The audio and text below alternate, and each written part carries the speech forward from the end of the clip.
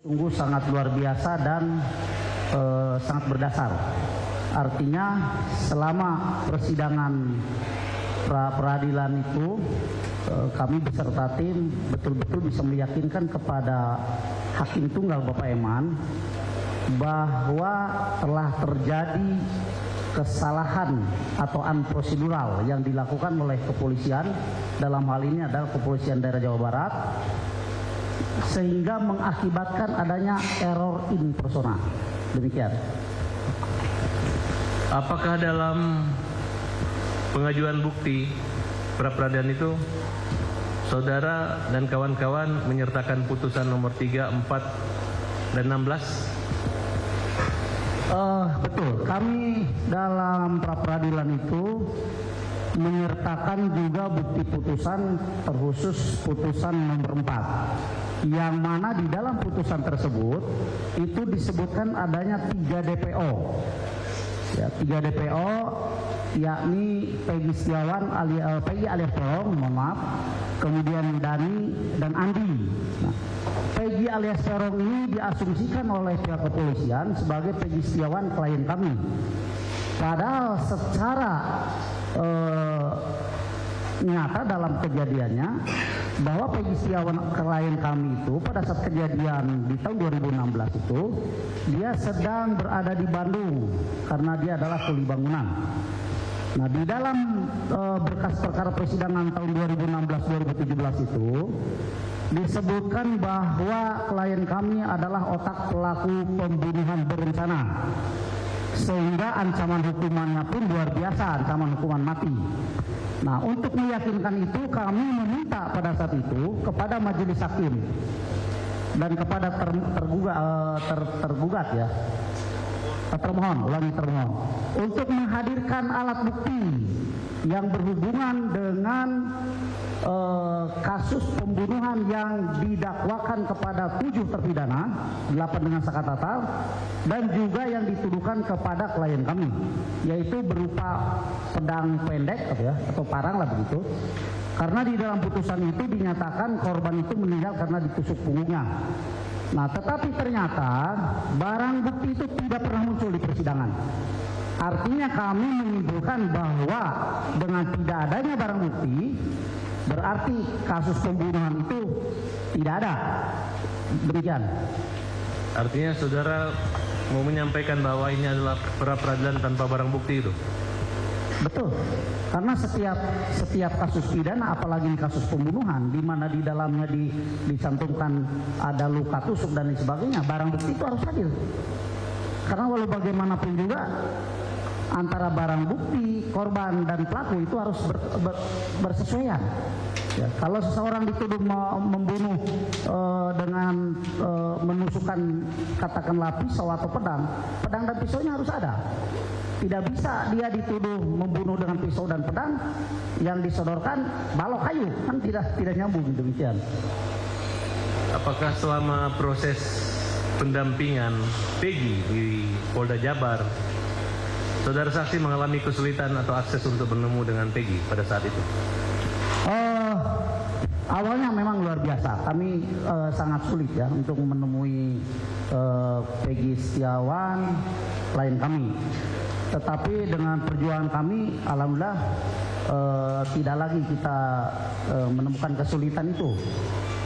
Itu tentang bagaimana hubungan kita dengan Peggy Setiawan saat dia berada di bawah penguasaan Polda Jabar.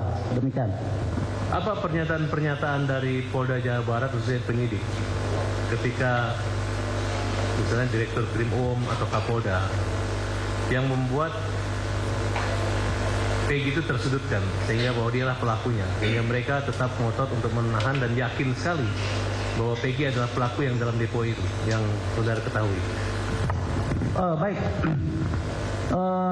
Banyak pernyataan yang dikeluarkan oleh Kepolisian Daerah Jawa Barat melalui juru bicaranya bahwa klien kami diyakini sebagai otak pelaku pembunuhan. Tetapi yang membuat rancu dalam hal itu, tidak ada satupun bukti, baik bukti tertulis atau bukti-bukti lain yang berupa alat bukti semacam pedang dan sebagainya bisa disodorkan di dalam muka persidangan. Pada beberapa waktu ketika pihak kepolisian daerah Jawa Barat memperlihatkan foto Peggy Setiawan dengan narasi bahwa inilah pembunuh yang brutal dan sadis. Tetapi yang disodorkan kepada publik adalah foto Peggy Setiawan pada saat sedang menghadiri pernikahan saudaranya. Jadi sungguh sangat tidak menyambung, sangat tidak ada korelasinya. Gitu. Kemudian disodorkan juga bukti-bukti dari pihak kepolisian daerah Jawa Barat berupa bukti-bukti tertulis semacam kartu keluarga, KTP, STNK, ijazah. Sementara yang dituduhkan kepada klien kami adalah tindak pidana pembunuhan berencana. Jadi kami menganggap ini, mohon maaf majelis, sebuah lelucon. Kenapa dibilang sebuah lelucon? Tindak pidana pembunuhan berencana yang disodorkan sebagai barang bukti hanya bukti kertas. Apakah ya orang itu mati karena dipukulin pakai ijazah? Kan seperti itu. Jadi dengan bukti-bukti itulah seluruh tuduhan daripada kepolisian daerah Jawa Barat bisa terbantahkan, dan alhamdulillah kami menang tanpa ada bantahan dari pihak kepolisian daerah Jawa Barat. Dan saat itu juga dikeluarkan SP3 untuk Peggy Setiawan. SP3 ya? Ya. Atas perintah hakim? Atas perintah hakim tunggal, Bapak Eman Sulaiman. Jadi perintah hakim itu ada poin-poin. Pertama, menyampaikan di dalam poin-poinnya, saya tidak baca semua ya karena tidak ingat dan tidak bawa berkasnya. Keputusan atau ketetapan apapun yang akan datang di kemudian hari itu tidak bisa atau tidak sah, dianggap tidak sah terkait dengan pemidanaan klien kami. Kemudian yang kedua, bahwa klien kami harus segera dikeluarkan dari tahanan kepolisian. Kemudian yang selanjutnya, bahwa kepolisian dari Jawa Barat harus segera mengeluarkan SP3. Itu yang bisa saya sampaikan. Situasi saat itu, kenapa Polda begitu yakin bahwa Peggy pelakunya? Apa dasar beliau Polda begitu yakin sehingga pemberitaan ini begitu serius, sehingga dia tetap menunjuk tentang pertimbangan hakim bahwa dialah Peggy sebenarnya? Nah, ini justru yang menjadi pertanyaan besar bagi tim kami, kan ya. Kenapa sebuah peristiwa pidana yang menghebohkan kok bisa diyakini bahwa Peggy Setiawan klien kami sebagai tukang kuli bangunan, sebagai otak daripada kasus pembunuhan? Kalau kami pelajari dan kami baca berkas persidangan dari tahun 2016 dan 2017, itu sungguh sangat, mohon maaf harus saya sampaikan, sangat rancu menurut kami sebagai PH, sebagai kuasa hukum. Ya, itu sungguh sangat rancu. Kenapa dibilang rancu? Antara klien kami dengan peristiwa yang terjadi pada tahun 2016 tidak bersesuaian. Yang pertama. Kemudian yang kedua, di dalam persidangan yang kami baca berkas itu, bahwa seluruh terdakwa termasuk Sakata kalau tidak salah mencabut BAP pada saat itu, ya berniat mencabut BAP. Tetapi entah kenapa JPU pada saat itu mengikuti alur cerita peristiwa pidana yang dibuat oleh kepolisian Resort Cirebon Kota, ya, yang pada waktu itu tentu saja pelapornya adalah Aibtu Rudiana. Nah, ini yang kami menjadi bingung, tetapi tetap kami perdalam itu. Jadi dalam dakwaannya JPU itu mengikuti alur peristiwa pidana yang disampaikan oleh Aibtu Rudiana.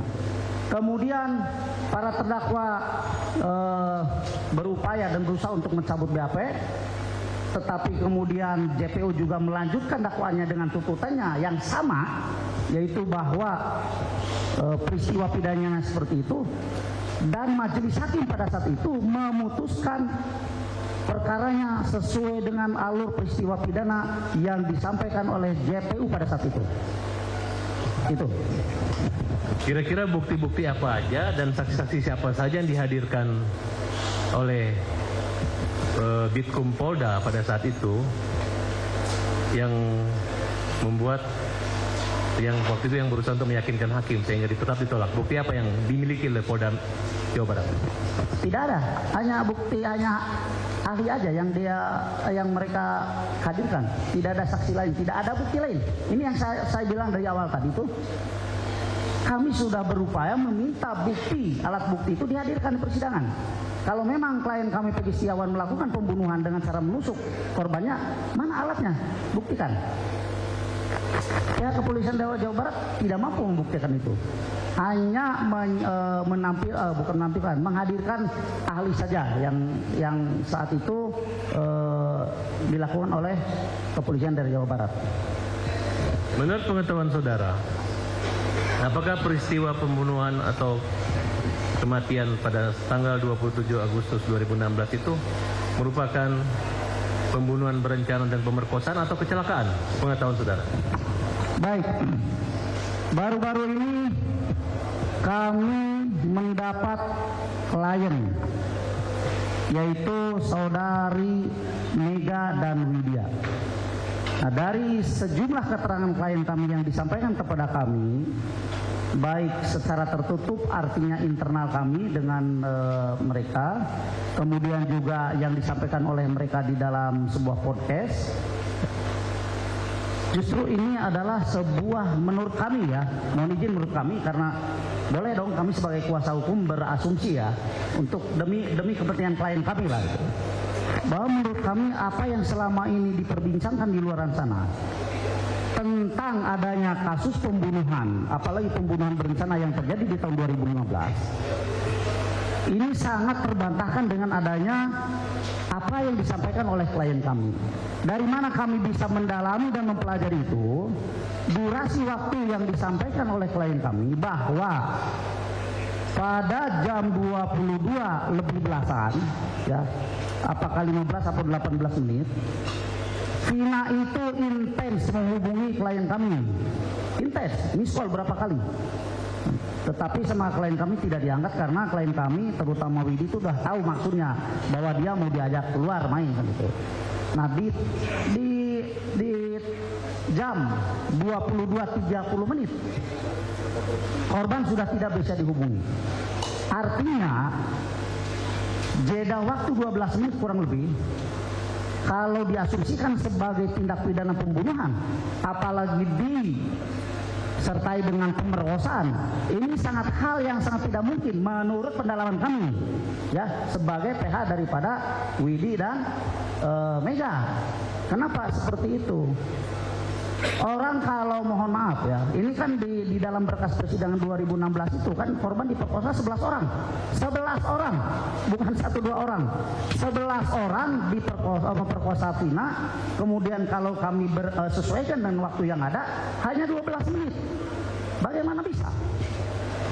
Sehingga kemudian yang kedua, kami mendapatkan visual foto, ya. Foto yang disodorkan kepada kami, ya, ada dari kami kan berbagai macam sumber ya, minta dong fotonya ada. Di dalam foto itu kami lihat sama sekali tidak ada bekas penganiayaan. Ya, ini menurut pendalaman dan penilaian kami, ya, tidak ada bekas penganiayaan. Ada sebuah foto yang menampilkan wajahnya Vina, memang dalam hidungnya mengeluarkan darah. Tetapi logikanya kalau hidung mengeluarkan darah karena dihajar atau dihantam benda tumpul, apalagi yang dipakai hantamnya itu adalah balok, katakan begitu, ini mesti berubah bentuk hidungnya. Ini kan tidak berubah. Kemudian kalaupun darah keluar dari hidung, itu kami mengasumsikan dan menyimpulkannya karena kerasnya benturan kepala dia. Benturan itu kan tidak harus dipukul orang, Pak. Benturan itu bisa dia juga jatuh, terbentur bisa seperti itu. Ya. Kemudian di foto, salah satu foto juga yang menunjukkan wajah Eki, korban Eki, ada tangan yang patah. Nah, tetapi menurut penilaian kami sebagai tim kuasa hukum Widi dan Mega, patahan tangan itu bukan diakibatkan oleh benturan benda keras. Karena kalau tangan patah dibentur oleh benda keras, mesti ada lebam, ada biru di sekitar patahan itu. Ini kan tidak. Jadi kelihatannya tangan ini patah karena dia menahan beban. Ya, menahan beban. Mohon maaf, saya pernah patah tangan karena menahan beban badan saya. Ini tangan saya patah. Jadi patahan tangan itu juga kami nilai ini karena menahan beban, bukan karena dibentur oleh benda keras atau dipukul. Karena kalau dipukul, dibentur, pastilah dia mengeluarkan warna biru atau lebam. Kemudian kalau kita baca, mohon izin Bapak, kalau kita baca di hasil visum et repertum yang dikeluarkan pada tahun 2016, terutama yang dikeluarkan oleh Dr. Ihda yang memeriksa Vina itu, tidak ada satupun yang menyebutkan bahwa korban diperkosa. Tidak ada, silakan dibaca. Ya, kami udah baca bolak-balik itu. Hanya menyebutkan bahwa korban mati meninggal karena tidak wajar. Ya. Kemudian memang ada karena trauma tumpul. Trauma tumpul menurut kami tidak saja harus dipukul, tetapi jatuh pun menimpa benda keras itu trauma tumpul. Dan kalau di dakwaan itu ada pemerkosaan, kan mestinya di dalam sekitar, mohon maaf, sekitar kemaluan atau sekitar selangkang itu harus ada darah yang tercecer atau bagaimanapun. Ini 11 orang Pak yang memperkosa, 11 orang, bukan 1 orang. Nah, dan tidak ada juga disebutkan adanya ceceran sperma. Tetapi di hasil otopsi, setelah autopsi itu kan dilakukan pemeriksaan luar dalam kepada jenazah. Setelah dibongkar kuburannya, kemudian dilakukan autopsi. Nah, itu dituliskan adanya ceceran sperma. Tetapi dokter juga bilang sperma itu dibawa ke laboratorium cuma tidak dites DNA. Sehingga kami meyakini bahwa ada juga ketidaksesuaian antara visum et repertum dengan hasil otopsi. Itu yang menguatkan kami dalam melakukan pra-peradilan, ya. Karena kami juga harus mempunyai dasar dalil-dalil yang harus kami sampaikan. Demikian. Baik, mohon izin Yang Mulia, kami memperlihatkan foto yang disampaikan apa sesuai dengan foto. Ya.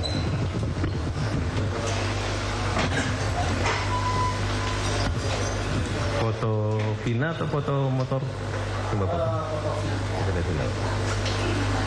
Apakah Bapak lihat foto ini? Ya. Fisiknya dengan pakaian ini? Ya, kami ya, bukan saya, kami dan kita banyak orang tim melihat foto ini dan mempelajari ini.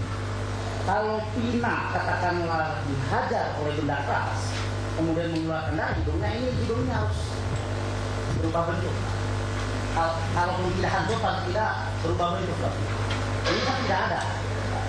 Kemudian foto setengah badan. Nah, ini yang sudah sampaikan tadi. Betul. Ini kami melihat ini juga berdasarkan keterangan klien kami bahwa siang harinya atau sore harinya Vina itu meminjam uang kepada klien kami untuk membeli mie dan pembalut. Nah, saya tanyakan berulang kali, ini foto laki-laki atau perempuan?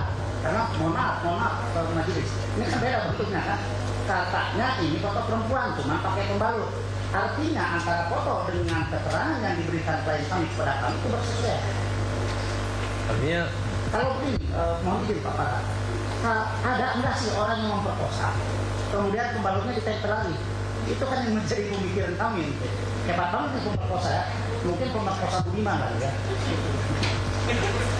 artinya saudara mengatakan bahwa klien saudara mengatakan pada hari itu si Vina ini lagi berhalangan. Betul. Ada terkait nggak dengan pernyataan adanya pendarahan aktif itu termasuk mensa disebutkan dalam?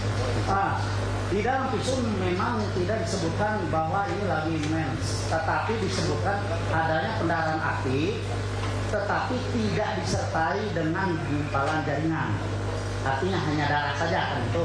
Berarti kalau orang men sangat logis ya, hanya darah yang keluar.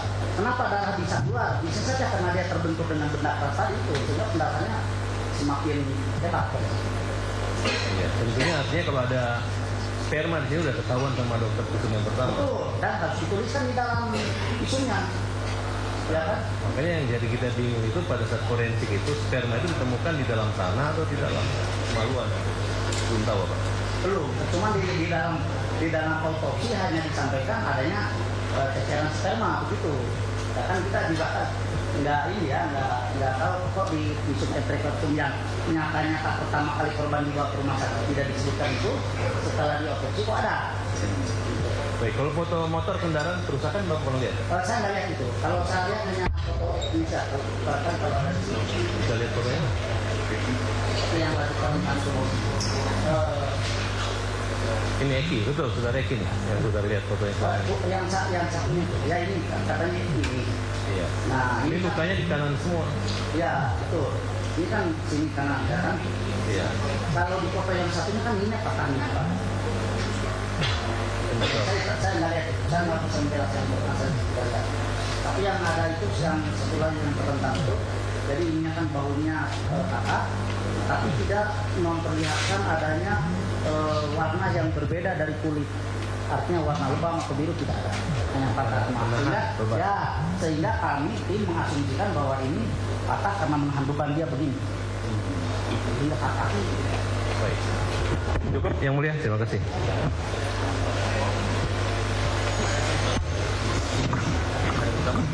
Hah? Hah? Jadi kami sudah menerima salinan putusan dari Pengadilan Negeri Bandung tentang pra peradilan. Kami ada. Ya, kami sudah minta secara resmi juga dan diberikan. Oh, baik. Kami serahkan bukti kepada majelis hakim. Siap. Ada lagi yang mau disampaikan? Izin kami menyampaikan ya, ada sedikit saja yang mulia mohon izin. Tahun 2016 memang ada 2 orang anak manusia yang meninggal. Itu poin pentingnya. Tetapi meninggalnya mereka ini berdasarkan keterangan daripada dokter yang memeriksa pada saat dilakukannya visum et repertum itu meninggal karena ketidakwajaran. Tidak wajar itu bisa dikatakan, kalau seorang ahli mengatakan bisa karena bunuh diri, bisa karena jatuh dan lain sebagainya kan, atau mungkin juga karena kecelakaan. Begitu, itu kan matinya tidak wajar. Kemudian yang selanjutnya, kalau kami dalami apa yang disampaikan oleh klien kami terhadap tim, bahwa berdasarkan tadi yang dipaparkan di awal tentang durasi waktu yang sangat tidak mungkin dilakukannya sebuah pembunuhan, bahwa 2 orang anak manusia itu meninggal tidak wajar karena kecelakaan. Kami tidak bisa menyebut apakah tunggal atau karena orang lain kecelakaannya. Yang jelas karena kecelakaan. Berdasarkan bukti foto, berdasarkan keterangan, berdasarkan hasil et repertum, berdasarkan durasi waktu yang kami dapat dan kami pelajari. Demikian. Kemudian sebagai saksi, DPO itu kan ada 3. Lalu setelah Peggy Setiawan ditangkap, yang 2 itu dianulir. Bagaimana menurut pendapat saksi? Nah, hal itu juga pada saat sidang berlangsung, kami tanyakan kepada ahli yang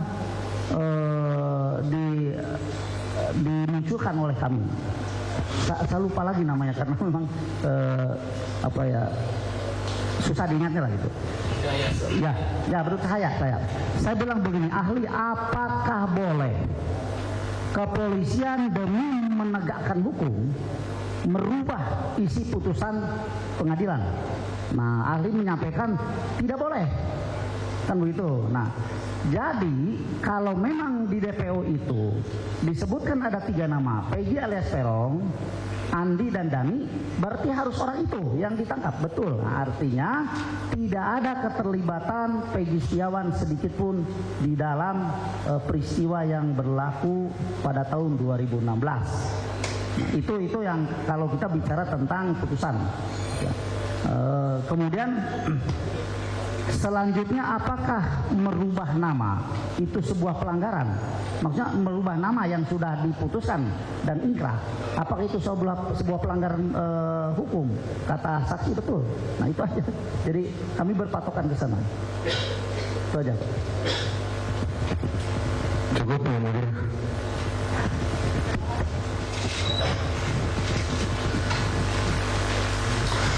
Mohon izin Pak.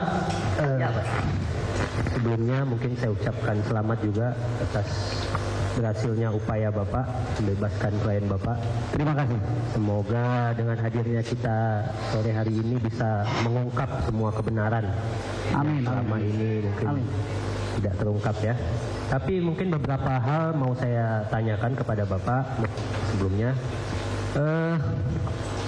Terkait tadi Bapak sampaikan bahwa ada putusan pra-peradilan yang memenangkan klien Bapak, yaitu Peggy Setiawan ya Pak ya?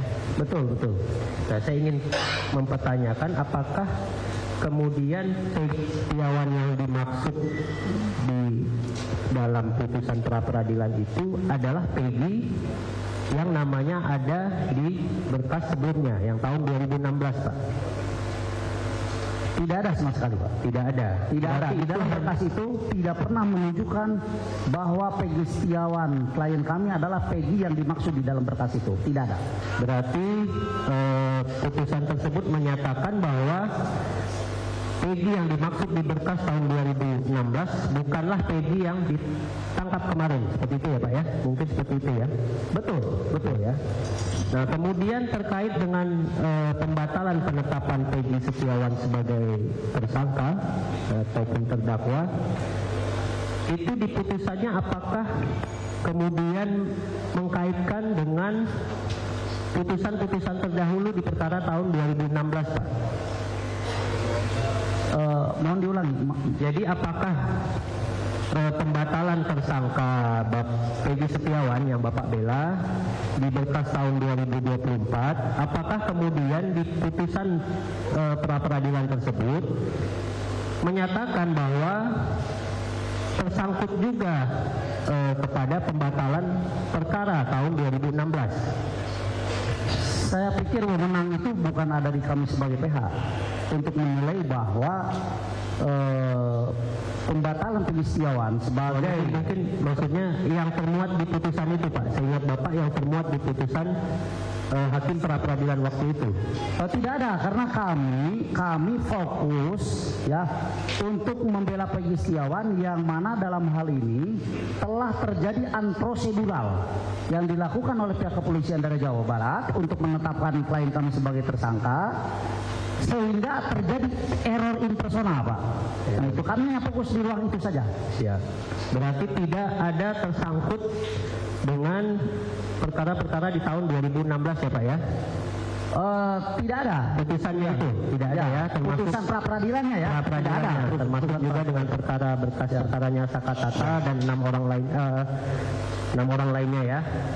Nah kemudian terkait juga dengan tadi Bapak, saya pengen menjelaskan aja, mengulang kembali tadi Bapak menyebut klien Mega dan Wina. Saya kurang paham Pak. Widi dan Mega ya? Ya. Itu klien sebagai apa Pak? Apakah mereka berdua juga klien Bapak atau bagaimana? Baik. Mendapatkan pendampingan hukum bagi siapapun itu dilindungi oleh undang-undang. Mohon maaf. Bahkan seorang tukang beca pun kalau dia ingin mempunyai seorang PH itu dibolehkan oleh undang-undang. Nah apalagi keterangan yang diberikan oleh klien kami oleh Widi dan Mega itu berkaitan erat dengan peristiwa terjadinya peristiwa tahun 2016. Maka sangatlah wajar kalau mereka meminta perlindungan hukum kepada kami. Jadi berarti dalam hal ini Mega dan Widi itu ketika pemeriksaan mungkin di Polda atau di mana itu didampingi oleh Bapak ya? Seperti itu? Kalau ada pemeriksaan dimanapun kami siap mendampinginya dan pasti kami mendampinginya. Ya. Saya hanya untuk sementara ini belum ada pemeriksaan. Ya, saya hanya ingin menjelaskan itu aja Pak, karena saya pikir waktu itu klien Bapak hanya Peggy Setiawan aja. Ini Tidak. dilanjutkan. Baik, terima kasih atas kesempatan yang telah diberikan kepada kami. Tadi saat ditanya sama teman-teman pemohon, saudara saksi menyatakan tentang adanya visum yang saudara asumsikan bahwa ini kalau benturan akan seperti ini dan seperti itu. Apakah saudara mengetahui bahwa visum tersebut dipakai di dalam visum pembuktian anak Sakatatal, Pak? Visum yang sama atau berbeda sepengetahuan saudara? Visum yang sama. Visum yang Karena sama. kalau kami lihat peristiwanya, Sakatatal itu kan dimasukkan ke dalam 7 orang yang lainnya dalam persidangan itu. Ya dalam berkasnya, ya, sehingga kami mengasumsikan ini adalah visum yang sama. Artinya, mohon maaf, artinya bahwa Sakatatal itu juga disangka, dimasukkan ke dalam seseorang yang terlibat dalam peristiwa itu. Apakah saudara pernah melihat karena di berkas yang dewasa itu ada 2 visum dan di berkas anak ini hanya ada 1 visum? Apakah saudara pernah memastikan visum nomor berapa, ahlinya siapa yang beriksa? Apa isi kesimpulannya? Saya hanya melihat visum dari korban Sina. Ya. Berarti untuk anak Sakatatal, saudara yang berkas perkara apa yang dipakai, saudara tidak tahu mana yang dipakai ya? Saya tidak tahu persis karena yang saya tahu adalah Sakatatal itu dimasukkan ke dalam peristiwa pembunuhan Ekipina di tahun 2016. Baik, Sehingga kami mempelajari visum itu. baik. Berarti saudara tidak bisa memastikan. Ya, Ya, oke. Kemudian yang saya tanyakan berkaitan dengan asumsi-asumsi saudara tadi, apakah saudara pernah disertifikasi sebagai dokter atau forensik yang berkaitan dengan keilmuan tersebut? saya bilang itu asumsi kami sebagai tim penasihat hukum. Pertanyaan saya, apakah saudara pernah bersertifikasi dokter atau forensik? Saya bukan ahli, makanya saya tidak punya sertifikasi. Baik. Kalau saya didudukan di sini sebagai ahli, mau tidak mau saya harus punya sertifikat. Baik, berarti saudara tidak punya ya? Ya. Seperti pertanyaan saya. Pernah diuji ulang terkait foto-foto tadi ke dokter atau forensik yang memiliki ilmu tersebut, bukan berdasarkan asumsi? Saya pikir saya tidak ada hak untuk menjawab itu ya. Baik. Dan kemudian saya pun menyayangkan asumsi saudara yang menyatakan tadi hal berkaitan dengan keterangan saudara itu tidak merubah fakta bahwa Vina sudah meninggal, Pak. Baik itu dilakukan klien atau bukan klien saudara, saudara tidak memiliki hak untuk membilang itu adalah pemerkosa yang budiman terhadap Vina. Jadi saya sangat berrespek atas hal tersebut. Terima kasih yang mulia. Izin yang mulia boleh menambahkan saya sedikit. Mohon maaf saudara jaksa. Saya didudukan di ruang atau di muka persidangan itu sebagai seorang praktisi ya. hukum. Jadi saudara menerangkan apa yang saudara tahu. Baik, gitu ya. baik. Begitu ya. Yang Jadi mulia. apa yang saksi tahu itulah yang diterangkan. Baik, terima kasih yang mulia. Yang mulia, saya mau tambah sedikit klarifikasi dan pertanyaan. Sudah. Satu aja. Cukup. Satu aja. Karena ini sangat penting. Yang mana? Tadi jaksa Pertanyaan atau gimana? ya, tadi pertanyaannya jaksa kepada saksi. Jangan khawatir apakah ada kaitannya pra peradilan dengan perkara 2016. Karena setahu kami, ya, barang yang disita Peggy itu adalah 2016 adalah motor Peggy, betul? Betul. Betul. Kemudian yang di DPO kan itu adalah Peggy sesuai dengan alamat yang ditujukan oleh Rudiana dari awal, betul kan? Yang di DPO kan itu Peggy alias Perong yang alamatnya di Mudi. Bukan, iya, saya ngerti. Tapi Nah, cuman yang ditangkapnya Peggy Setiawan yang beralamat di Talun. ya, tapi artinya polisi mengejar memang Peggy ini kan dengan ibunya itu. Kalau kami boleh berasumsi demikian. Jadi Demikian, jangan ya? terlalu ini ya, Ya, ya. jangan terlalu luas. Ini kan kita perkara peninjauan kembali untuk Sakatatal. Paham. Jadi kami sudah mengerti lah maksud yang dijawab oleh saksi. Sudah mengerti lah kami ya. Karena jaksa berusaha untuk memisahkan, Sudah, sedangkan kami sudah potong kan tadi. Udah, oke. Sudah Terima kami kasih. potong. Terima kasih yang mulia. Terima kasih. Terima kasih yang mulia. Sudah selesai ya dari Sakatatal? Tahu? Atau Iya, tidak tahu tahu. mengenai keterangan ini? Iya, Mengerti atau enggak mengenai keterangan dari saksi? mengerti. Mengerti. Tapi tidak tahu apakah benar atau tidak? Kalau benar atau tidak kan Saka kan nggak tahu ya. Kita Saka kan sebenarnya kan nggak kenal juga sama Peggy. Gimana Ya. Saka harus memastikan itu pelakunya. Ya, betul. Terima kasih untuk keterangan saksi. Silahkan kembali. Sama-sama yang mulia. Terima kasih. KTP-nya. KTP? Belum pulang kan? Tunggu. Hah? Belum pulang? Nggak, belum kan? Belum kontak ya? Oke.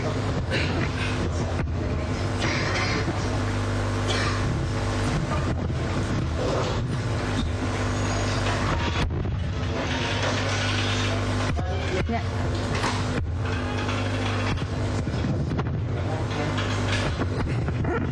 Saksi selanjutnya. Terima kasih Pak Muhtar Effendi. Untuk selanjutnya saksi untuk sumpah hukum ya.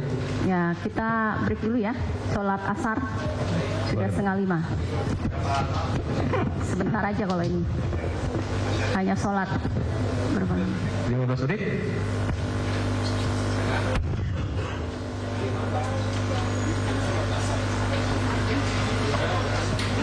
Atau ini Jam 5:15.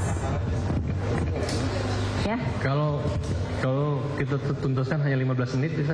Nanti kita sholat dapat pahalanya. Siap. Kita dapat kepala atau badannya, dapat ekornya ya. Jadi kita skor dulu ya. Nanti jam 5:15 kita kembali lagi. Sidang diskor.